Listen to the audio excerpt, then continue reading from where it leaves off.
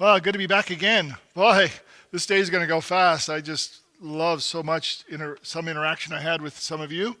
And I'm not in a hurry to leave after this is over, too. I'll stay as long in the afternoon as someone wants to talk, but I do want to have coffee with my cousin before I go back home. And I want to visit my uncle that's in hospice and so on. But just really good to spend time with you. Love to interact with you. That just gives me, man, I am so fired up and I didn't get much sleep, but I am just...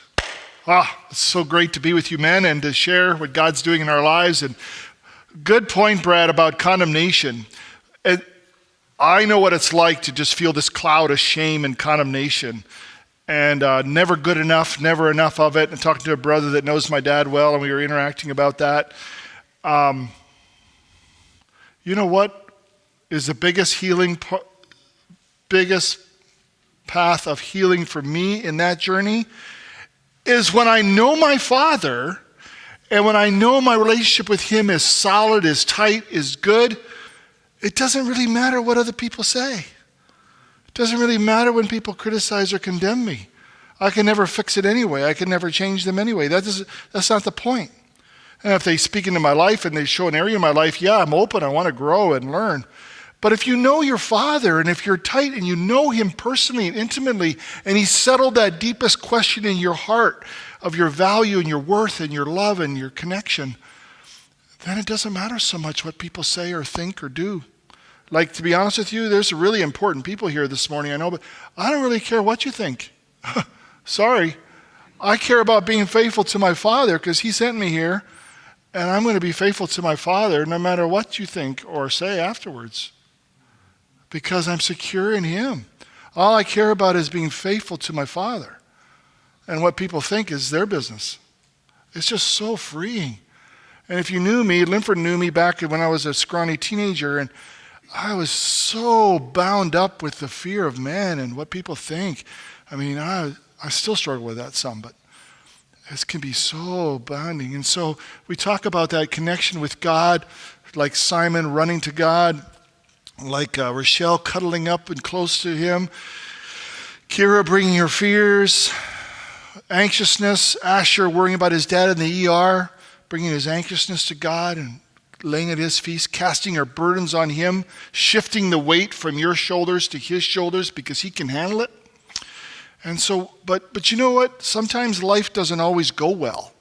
I mean, like brother was talking about judgment, sometimes we're under God's judgment and we experience suffering and pain and hard things in our life, and it's not always easy. I thought God loved me and He gives me cancer. I mean, how nice is that? And kills my mom. Well, I wouldn't, that's a little harsh. My mom was killed and God could have stopped that moose, right? But yet she was killed. So how do I deal with being angry at Him for letting that happen? He could have killed the moose first. So suffering causes lots of questions about this. Here I thought God loved me, and now this. Like my son really struggled with that with me as his dad. One day he was really disrespectful to his mother, and he knew that was one of the top 3 on my list. I took that very seriously, and so when I got home, I heard about it and promptly took him downstairs, and he knew it was going to be tough. And he also knew he deserved it. And so we went down the basement here, and this is why we're here, this is what happened, that's not okay, disrespect of your mother is never okay, and explained it to him and proceeded to spank him pretty, that he knew that it was serious. When I was finished spanking him, as soon as I always like to hug and embrace my children and reassure them of my care for them afterwards. But as soon as I was done, as soon as I kind of let go of my grip, he took off. And he took off and he jumped behind the sofa where we were sitting and crawled down underneath behind the sofa and crawled as far away behind the sofa away from me as possible and said, "Dad, I hate you, I hate you, I hate you. You're the worst, meanest dad ever. You don't love me. I hate you, Dad."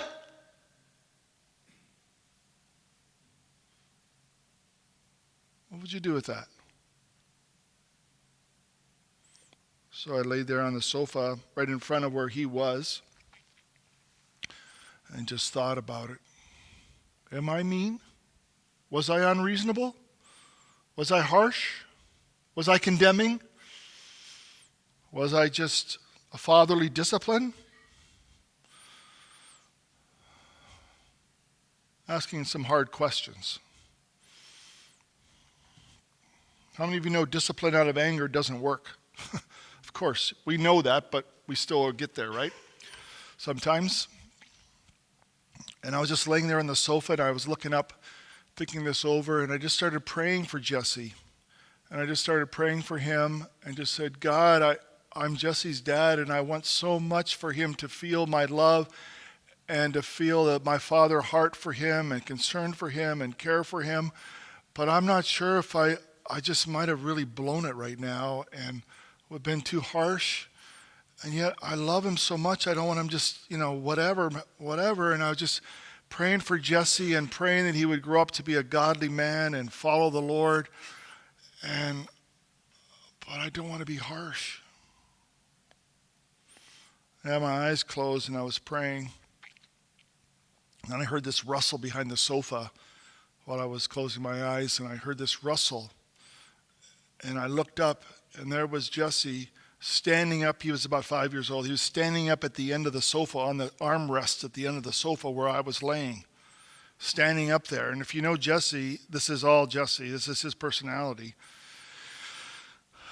But he jumped and did a swan dive right on top of me, like spread out swan dive right on top of me, and hugged me really tight, just as tight as a little 5-year-old can hug me. He says, "It's okay, Dad. It's okay. I know you love me. We all make mistakes. It's okay, Dad. I love you too." Incidentally, guess who's been texting me last night and this morning and whatever? Jesse. He's now a pastor in his church, serving the Lord. Prays for me. I never doubt he's going to be praying for me. Can we be authentically vulnerable with our children? I'm not talking about hanging your head in shame and beating yourself up. No, that's not what I'm talking about at all. But honestly, vulnerably, as I was talking to some of you dads, honestly, vulnerably, honest with them, engage with them below the surface. Bringing my own story of knowing what it was like to be disciplined with harshness as well. But what if God does that to us and spanks us till we're crying? And it seems so harsh and so hard. Because suffering can be a couple different reasons. A couple different reasons God allows suffering. And nobody has ever totally figured out suffering. But I found at least 3 different key reasons why I go through suffering. One is I'm in the fall. The world is under the fall. My mom is a perfect example of that. Killed by a moose is just part of the fall. It's the death that we all will experience someday. It's part of the fall. She wasn't wrong. Nobody was wrong. It was just part of living in the fall. Me getting cancer was just part of living in the fall, right? But there's also suffering that happens as judgment for sin in my life. And God calling me and bringing things into my life to bring me to the end of myself. And we'll talk about that more in a minute, my own experience.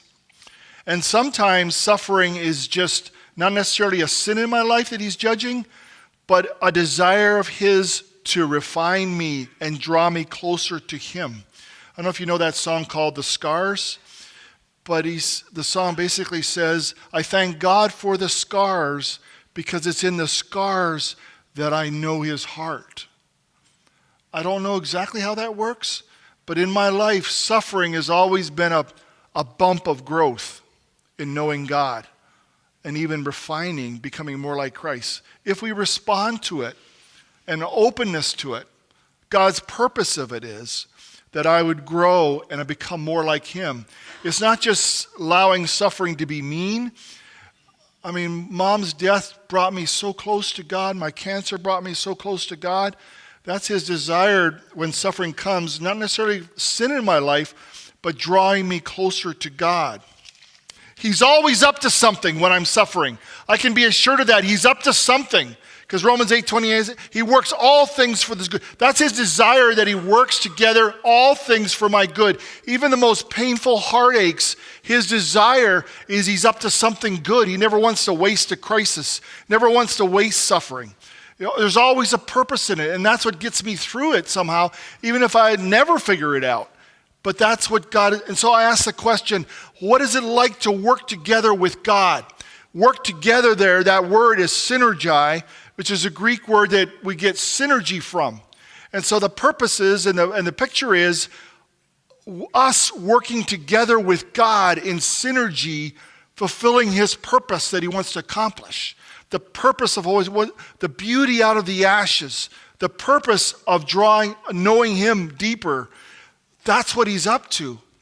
And so we can get mad, or we can fall on our face and say, God, what are you up to? We can get bitter and hold grudges against people for how they treated us or how things happened to us, or we can become better. The same hot water, if you put a carrot in the hot water or if you put an egg in the hot water, the exact same hot water, the same pot, the same temperature, the egg comes out hard. The carrot comes out soft. It's not the water that makes the difference. It's what it is, the properties of the heart that make the difference, whether it becomes bitter. I wasted so much of my life, and I still waste my life sometimes, of getting bitter and angry and resentful towards people and things, instead of saying, God, make me better. Pull me closer to your heart. I want to be in synergy with you, walking in step with you. Sodium chloride. Sodium is a poison. Chloride is a poison. You put them together and what do you have? Salt. Useful. Helpful. All of us have it in our diets. I don't know how this works. I'm not Amish. My dad grew up Amish. But they say 2 horses that are perfectly trained to perfectly pull together in perfect unison pull 4 times as much as 1 horse. 2 horses, 4 times as much as 1 horse. That doesn't make any sense to me. But this is the point. Me walking in synergy with God when suffering comes in my life makes all the difference in the world of what it does to me, whether it softens me or hardens me. And so in this journey of knowing God, we got to face the reality that judgment could come. And he judges sin. And the reality is suffering happens. People mess up. And people treat me terribly. And there's no excuse for it. Turn with me to James chapter 1. And how do we make sense of this, kind of? To ask God what he's up to. What is his purpose in all of this? So we'll read verses 2 to 8 of James chapter 1. Count it all joy, my brothers, when you meet trials of various kinds, for you know that the testing of your faith produces steadfastness. That steadfastness have its full effect, that you may be perfect and complete, lacking in nothing. If any of you lack wisdom, let him ask of God, who gives to all men generously, without reproach, and it will be given him. But let him ask in faith without doubting, for the one who doubts is like a wave of the sea that is driven and tossed by the wind. For that person must not suppose that he will receive anything from the Lord. He is double-minded and unstable in all his ways. Let the lowly brother boast in his... Oh, this is as far as I wanted to read. So we count it all joy. Yeah, right. How can you count it joy when painful things happen? We count it all joy because we trust that our Father, that we know well, got a plan. He's got a purpose. He's up to something, and it's going to be good. And so in verse 5 to 8, he says about asking wisdom. I don't want to take a raise of hands, but I used that verse out of context when I was I was lazy and didn't study for my test that Linford gave me. And I didn't study for my test, and so I said, God, you said you'll give wisdom, so please give me wisdom, so I aced this test, even if I never studied. No, that's not what this verse is. It's in the context of trials and tests. And the test is God good? When I'm suffering, is God really good? Can he be trusted? And the wisdom here is which it is. Is it because of sin in my life he's judging me? Is it just because I'm in a fallen world? Or is there an area of my life that he's wanting to purify and draw me closer to him in a more pure way? What is he up to?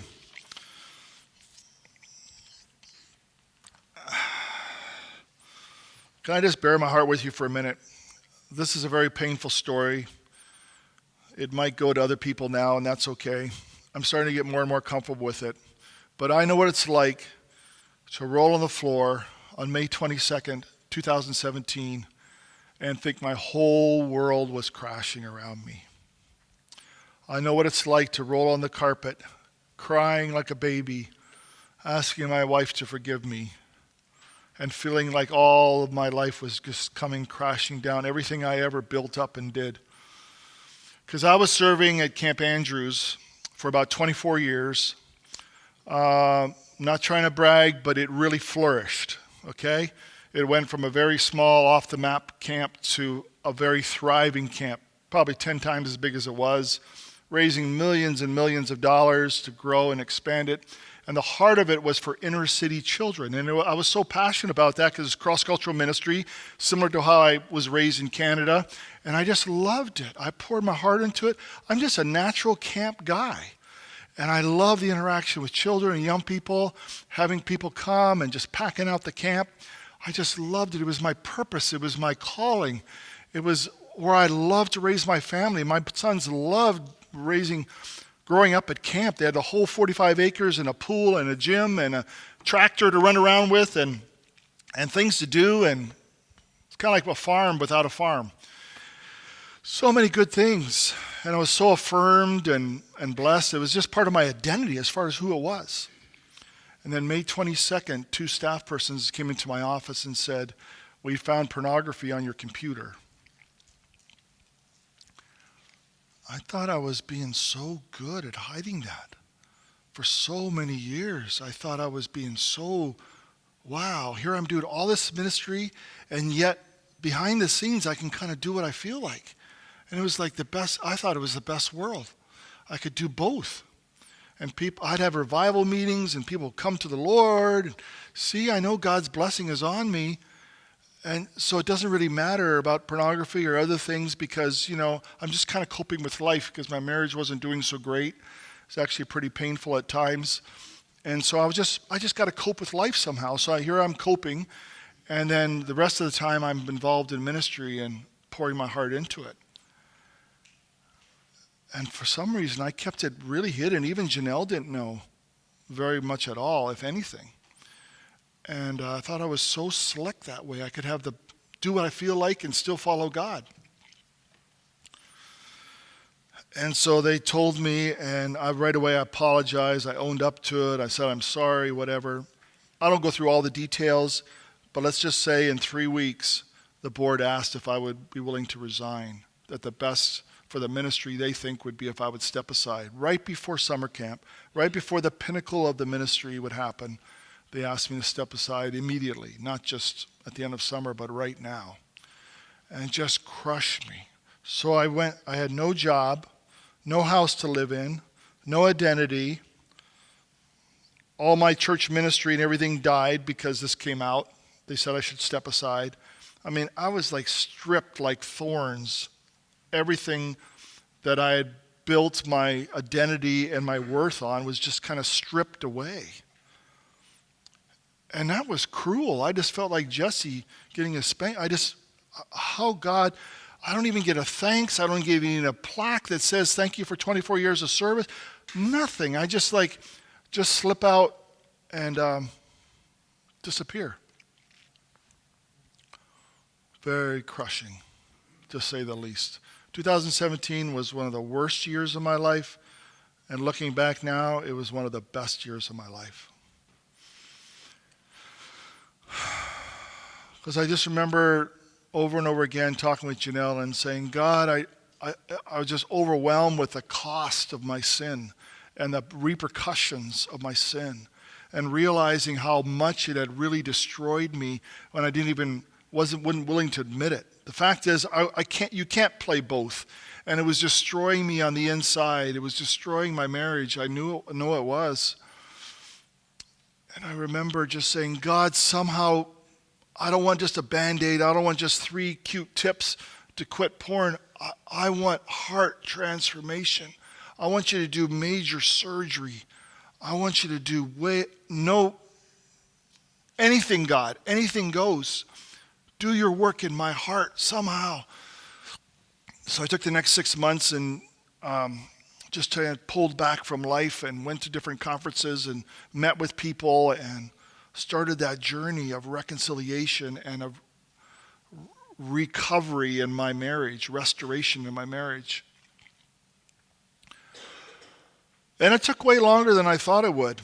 I thought January next year, 6 months later, I was already talking to some ministries, and maybe January I'd fire back up and pop up in another ministry and take over. And I knew how to raise money and knew how to do things. And Janelle says, I don't think you're not going to be ready in 6 months. In fact, it was 2 or 3 years later till I finally said, you know what? God has done a work in my life. It's been a real dry time, a hard time, but a very rich time. And I said, God, I want somehow now to pass on what you showed me and what you're doing in my life. I want somehow to bring beauty, find your beauty in these ashes. I want somehow to share with men and share with people how they can also find that freedom and that deliverance and push back the lies and the bondage of Satan that he drowns us in and deceives us to think we can do what we feel like doing behind the scenes and then walk around with pretend wholeness. I want authentic vulnerability. In that journey, my son said, Jesse, the one I spanked, he said, Dad, now I have a relationship with you that I always dreamed of having. Because now you're real. Now you're authentic. Now I can relate to you and talk about what I'm going through. And that's one of the richest parts of this journey and motivating me.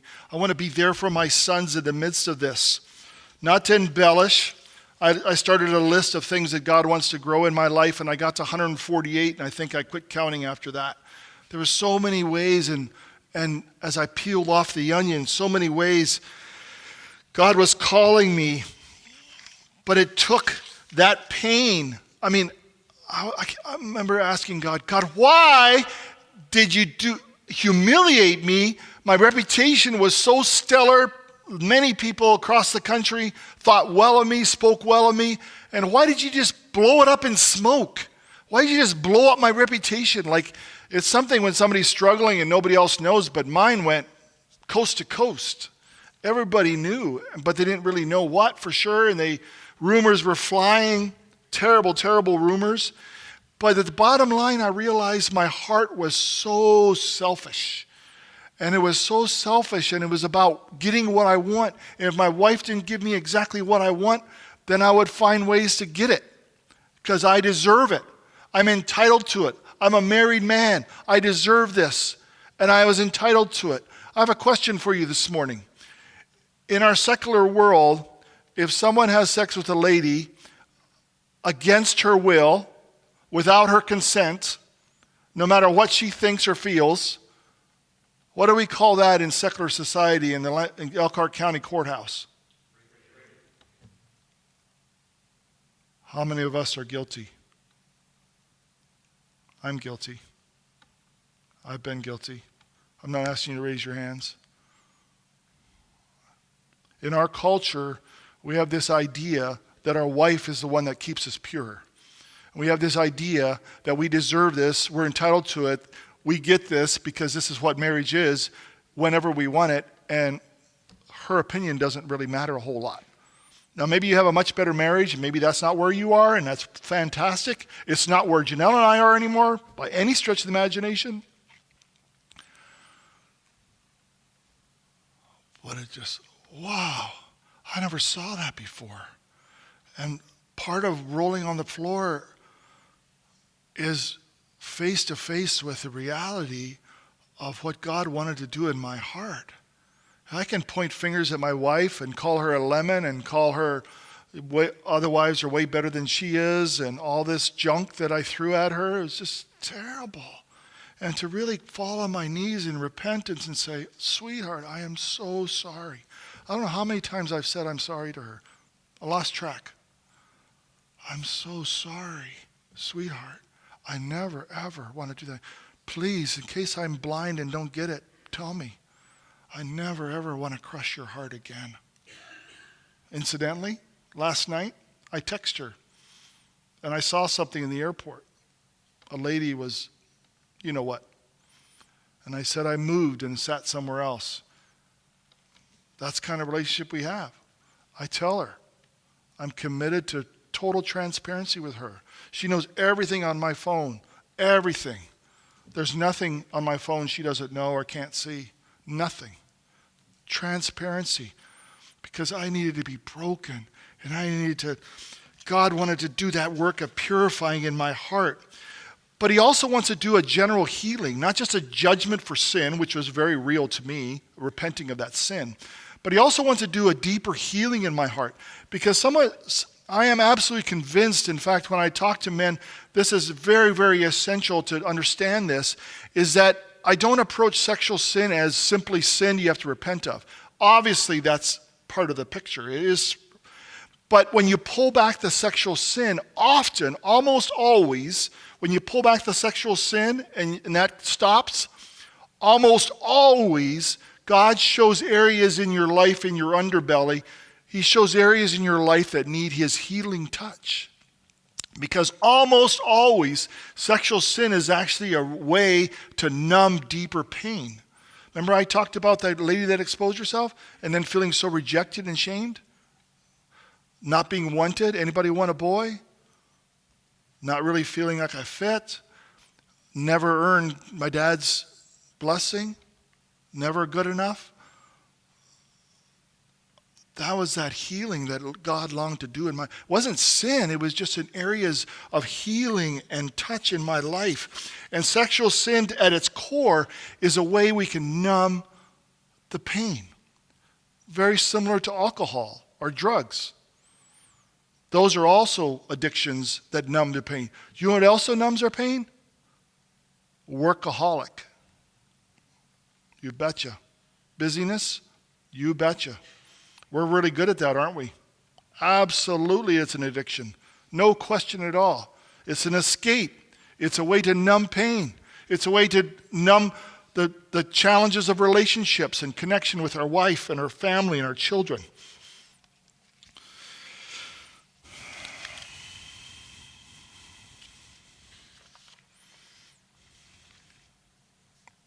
So which is it? What is this wisdom all about?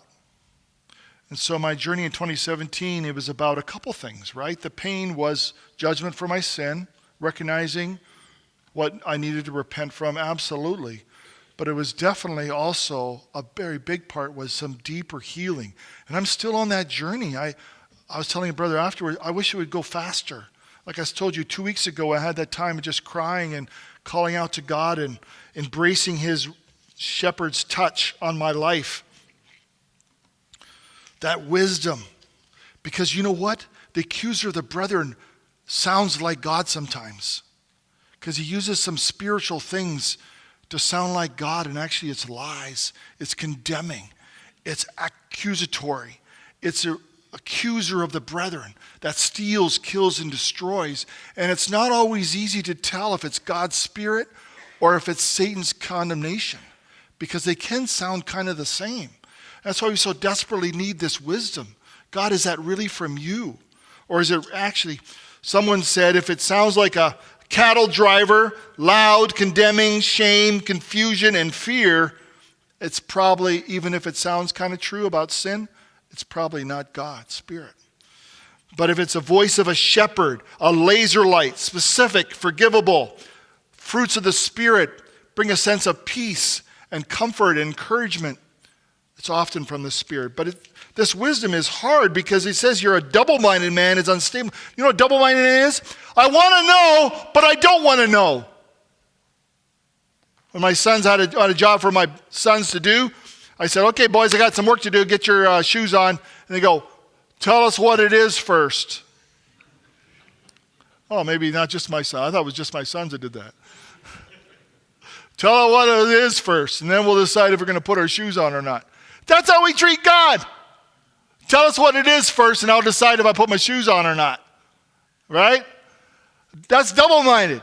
Yeah, I want to know the answers because I'm tired of being hurting and having a terrible marriage and being distant from my wife and my children, but I don't really want to know. Maybe I don't really want to know. And I know what that's like. I lived a lot of my life that way, and I still fall back in that once in a while. Double-minded is saying you want to know, but you don't really want to know. Where I really find, he says, you're unstable in all your ways, you're not going to hear the truth. But real hearing from God is when I say, God, I want your wisdom. No strings attached, no matter what you say, no matter what you call me to. That was 2017. No matter what it is in my life, I'll start making a list. I got to 148. Show me, God. No corners, no excuses, no blaming. Have at it. I don't want to miss a single thing. Oh, great. And God's Spirit says, great. Yeah. Feel serious here. I do want to share my wisdom because I want him to grow, to be more like, of course he does. Is that always easy? No. But that's the posture of my heart. That's what it means to be double-minded and not be double-minded. But we can be so thick-headed sometimes. And then, we talked about knowing God. We would skip this fellowship of suffering because one of the most difficult, it was tough in 2017. It was tough when I had cancer. Those suffering parts were tough. But you know what the most tough suffering is for me personally? When Jesus died on the cross, we focus on the cross and the big nails and the thorns and the whip lashings and all this. And it was all obviously very painful. But there was one thing that was far more painful than all of that put together. What was more painful? Let this cup pass. I can't hear you. Separation from his Father. And saying, please, Father, let this cup pass from me. I don't want to be separated from you. Please let this cup pass from me. And then, not my will, but yours be done. Is that easy to say?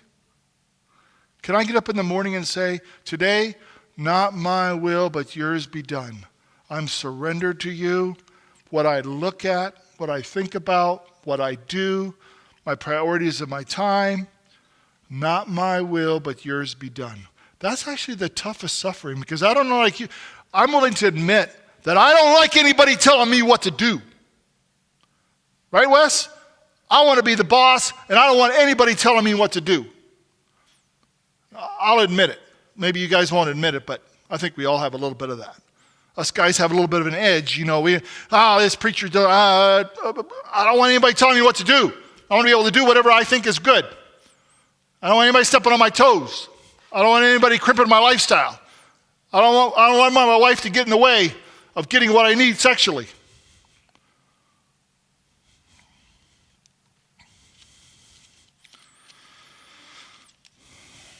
Not my will, but yours be done. It's kind of like what me and skid loaders haven't got along too well over the years. And it started off really bad the first time. You know what a skid loader is, right? What do you call them out here? Skid steers? You know what I mean, right? So I jumped in one. I said, this can't be that hard. And people get in and just drive around. It's a piece of cake. So it can't be that hard. So I jumped in. I'll figure it out somehow. Nobody had taught me. I grabbed the controls and, oh, yeah, this moves this wheel. This moves this wheel. Oh, that's how you turn. Okay, you put both and you go forward straight. Piece of cake. So I got to get this thing back to the farmer. I borrowed it from him. So I go out the road there at Camp Andrews, and I get ready to get on the main highway. And it's a pretty busy highway. And I was getting ready to pull out there, and I saw a car coming in the distance. And I figured, I'll get out there, and we'll get ahead of it. I got to get this thing back. So I pulled out on the road, and as soon as I got on the road, I felt this car coming. And I knew it was coming fast. And I knew there was a hill there, and a blind hill. And I started getting nervous. And all of a sudden, the worst thing happened. It started rocking back and forth. Nobody ever told me about rocking. And this thing rocked back and forth, and what's the matter with this stupid thing? Why can't it run right? I know what it is. It's a case. That's why. And I was so mad at this case that was doing this to me, and I was rocking back and forth. And finally I just said, I don't know how to drive this stupid thing anyway. What happened? Perfect. Eased over to the side, kept on going. The car flew past, piece of cake. I told the guy Wednesday night, you know what I think is a problem? You're trying so hard, and if you fail, you try harder, and you try harder and try harder. Maybe your answer is, I can't do it, God. I can't do it.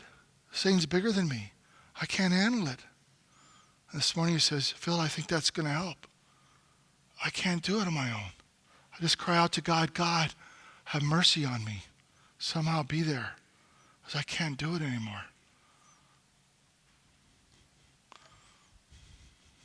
That's hard, though, isn't it? For us men. Oh, we got this. I got this. I used to bristle all the time when my wife asked me, going to give me advice or the best way to go or whatever. Man, I hated that. I bristle, I got this. Don't assume I don't have this. I got this. We don't like that. At least I don't like it. Maybe it's a Hershberger thing. I don't know. Our dads are brothers, so yeah, it runs in the family. I got this. So it's kind of like at Camp Andrews, we had an activity we played. And one of them was we all blindfolded, went out in the woods and did this game together. We blindfolded everybody, and everybody was carried out. They followed the leader and followed out into the woods and brought them into this area. And there was a rope tied to the trees all the way around, and the rope made a circle. And there was one opening in the rope, right? So they came over to the rope, and I opened the opening and brought them all in blindfolded. They didn't know where they were going. They all came into the area, and it was all circled around. I closed the gate again, and I said, okay, you're in this jungle, and it's dark. It's dark, you can't see anything, right? But you have to find your way out of this jungle, and you got 20 minutes, and if you don't find your way, the bears come out, or whatever. And you got 20 minutes, and you got to find your way out. And if you need any help, just raise your hand, and I'll help you, no problem. Find your way out if you get frustrated. So they started finding their way out, groping around, and said, oh, we found the rope. The rope must be the fence around it. Oh, yeah, we found the rope. Hey, come over here, guys. So they follow the rope. We'll just follow the rope all the way around, and whenever we find the opening, we'll get out. No problem. Well, the way I tied the rope is sometimes I'd do a deadhead into the circle. I'd rope coming into the circle. So they'd come over to the rope, and they'd come to the end of it, and they'd say, oh, we must be out. I said, no, you're not out. You're still in the middle. They'd go around that deadhead and come back and keep them going and go around and around. Man, we don't know how to get out of this circle. There's no way out of here. And I said, well, I told you the way out, but I guess you have to just keep looking. One time, one guy says, I just can't find the way out. Can you help me get out of here? And I said, sure. Shh, be real quiet. And I said, yeah, just come with me. So we walked quietly over to the gate, and I opened the gate and let him out. And he said, hey, where's Billy? Oh, Billy found his way out. I told him to be quiet and not tell you, but he found his way out. Really? I can't believe he didn't tell us. Billy, why didn't you tell us?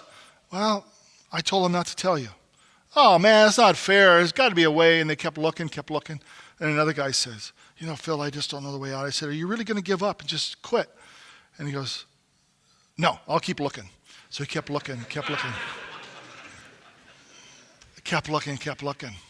Finally, we were down to about 3 or 4 guys. And I says, 20 minutes is up. It's time you guys get your act together and get your way out of here. So I told you the way out. Why are you still stuck? Why are you still in here? You never told us the way out. You never did. You're just lying, not fair, and you can't be trusted. And no way you told us the way out. I said, I did, because all these other guys got out, and you didn't. I don't believe you. Then they felt more stupid. I said, well, time's up here, so let me just get it really straight to you guys. Us guys need to get it straight. So let me just get it really straight to you. There's no way out of the circle. It's a closed circle. You won't find a way out. And I said at the beginning that if you need help to find your way out, just raise your hand and I'll help you. And that's the way out. So there's no way out. I made it myself. I know how this is. And there's no way out because it's a closed circle. So if you just raise your hand, I'll be glad to help you. Is that pretty clear, Linford? They kept looking. I am not kidding you. They kept looking. And quit laughing because you would have too. Some of you would have. Right? You know why I know? Because some of you still are. Some of you still are. You've never raised your hand and talked to a brother. You've never raised your hand and been open and honest with your guts. Struggle. Hopefully all of you have, but probably a few you haven't. Part of suffering is saying, not my will, but yours be done. I'm an open book. Have at it. Honest truth. I wouldn't say 100% of the time, but almost 100% of the time, Janelle comes to me now with something and says, Phil, do you have... She always prefaces, she's so kind. She says, are you ready for something hard? And sometimes I say, give me a couple of minutes. Or how about tomorrow morning? I'm really tired right now. That's okay. That's our game.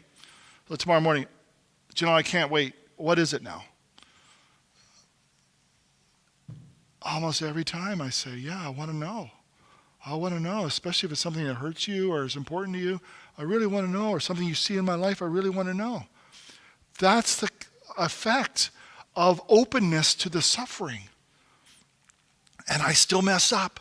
I still grates me at my work. I work at an Amish furniture place, retail place, and it still grates me when my boss isn't very respectful or whatever. Oh yeah, he probably didn't mean it that way.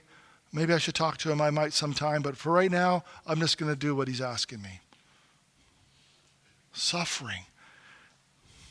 Yes, I'm honest. I've had some really tough conversations with my boss. I've been really honest with him about things that are hard. Yes, of course you have difficult conversations. Sometimes Janelle brings something and she's the one messed up, but it's not me. I try to be patient, listen, and say, can I get back to you tomorrow? And there's some things I'm thinking about this. And so we talk about it, and maybe it isn't all me. And maybe it isn't really my issue. Could be. But not the bristle and not, don't you dare talk to me like that. Don't you dare say that. You're no angel yourself. Because when I'm 90% in, I'm really 100% out. That's not original with me.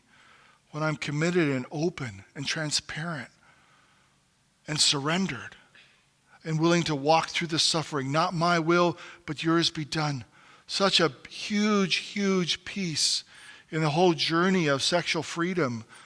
The whole piece is surrender and saying, it's not my drive. I know God gave me the drive.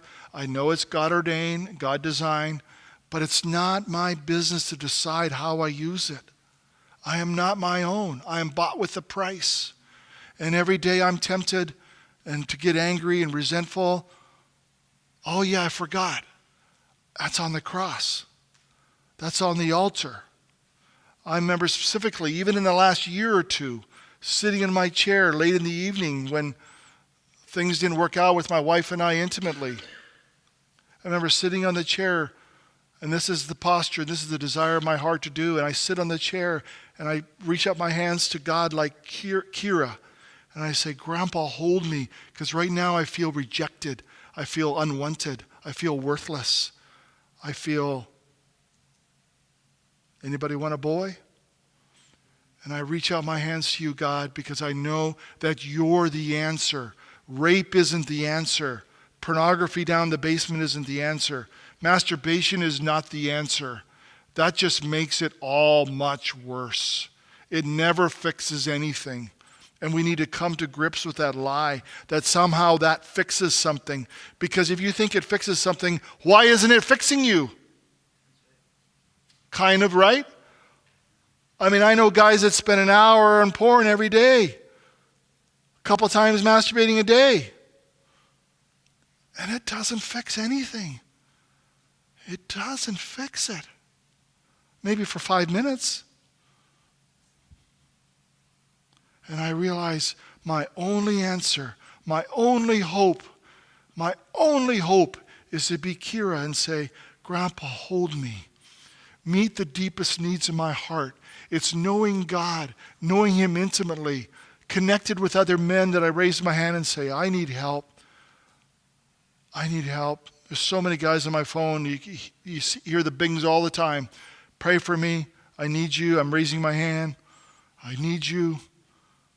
Reaching out to God. I need you. The guy that's getting married this spring, he's driving truck. 11 o'clock at night, he texts me and says, I need your prayers. It's a battle. It's surrender. It's not my choice anymore. It's his. Not my will, but yours be done. You know, did you realize that this is kind of blunt for a Mennonite group, or some Mennonites anyway, but sex isn't an essential need, in case you didn't know. You can live your whole life and never once have sex, never once climax. Did you know that? You can actually survive just fine. You won't blow up. That was one of the lies. It's kind of being honest with you, but it's an essential need. I have to. You don't have to. You're not a slave to it. You have to go to the bathroom, but you don't have to. You don't have to be a slave to it. You can surrender it, and you'll be just fine. In fact, you'll be far, far better. Far, far better. Indulging in sexual sin doesn't make it easier and take off the pressure. It just makes it worse. Always makes it worse. Think about that for a minute. Sexual sin always, always makes it worse. Guaranteed. I haven't found one example of it not. It's a lie. Surrender is the only answer. To know God and say, God, touch me deep in my heart. Touch me deep in my heart. I don't know if you know businessmen here this morning, but there's one cool story, then we'll close and go to break. And if you have questions, I'll be glad to take them. Ronald Wayne. How many of you know Ronald Wayne? Anybody know Ronald Wayne back in the 70s? I didn't think so. Ronald Wayne owned 1/3 of Apple. Company Apple. And he owned 1/3 of the worth of the Apple company, which in that day, in 1976, was worth $800. $800 was his share, 1/3. And he said, this is not going anywhere. I am sick and tired of this. I'm getting out of it. I'll make sure I get my facts straight here. Yeah, in 1976, he said that. I'm going to take my $800 is a lot of money back then, and I'm going to take my $800 and put it to better use. So he did. He sold out his share, and the other two guys bought him out. If he would have kept his 1/3, as of yesterday, you know the stock market is going down right now, but as of yesterday, Apple is worth $3.825 trillion. And I can't even imagine what trillion is. I can't imagine what a billion is. But trillion. So he would be worth today $1.3 trillion. Listen to me, brothers. We trade our $800 and we give up $1.3 trillion. Sexual sin is just $800. It doesn't last. God here is saying, I want you to know me and have me fill the deepest needs of your heart, and you can have $1.3 trillion of my blessing and freedom and joy and fulfillment. There is nothing like forgiveness. There's nothing like freedom. I'm not sure what, 3,629 days, I think now, since May 22nd, 2017. The freedom is unbelievable. Not just freedom from sexual sin, but in my spirit, in my heart, loving people, connecting with people, enjoying life. It's a gift God wants only if I'm willing to say, I'll walk through the suffering of saying, not my will, but yours be done. And trusting you that you know what you're talking about, and Satan doesn't know what he's talking about. All he does is lies, kills, and destroys. Do you really believe that? Do I really believe that?